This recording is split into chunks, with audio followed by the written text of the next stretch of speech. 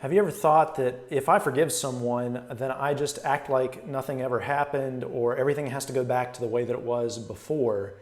Well, we see in Joseph's story in Genesis chapters 43 through 45, that's not very wise, and it's usually not possible because there's a difference between forgiving someone and reconciling with them. Forgiveness is releasing the debt that somebody owes to you for their wrongdoing. You absorb the cost instead of making them pay.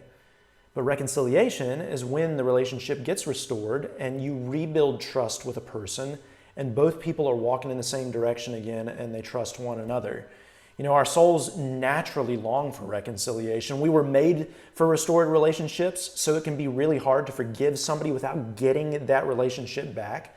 And that's why Joseph's story is so important and powerful for us, because in the sermon we saw Joseph and his brothers trying to reconcile, but notice he didn't reveal himself right away. He knew that that reconciliation couldn't take place until he could trust and see if their hearts had truly been changed. And that's wise. You know, you can forgive even if reconciliation isn't possible. Maybe because the person's unrepentant or they're unsafe and untrustworthy, or the relationship's too broken right now and it takes time to heal. You might not be able to reconcile yet. See, reconciliation always requires repentance and humility and time, and both people being willing to give their all in order for that to take place. But this is where Joseph's story points us to Jesus in the gospel, because God doesn't just forgive us at a distance. He reconciles us to himself because Jesus paid the full cost for us in our place. And when Judah offered himself to Benjamin in the story, that was a glimpse of what Jesus would do for us. He didn't just forgive us from afar.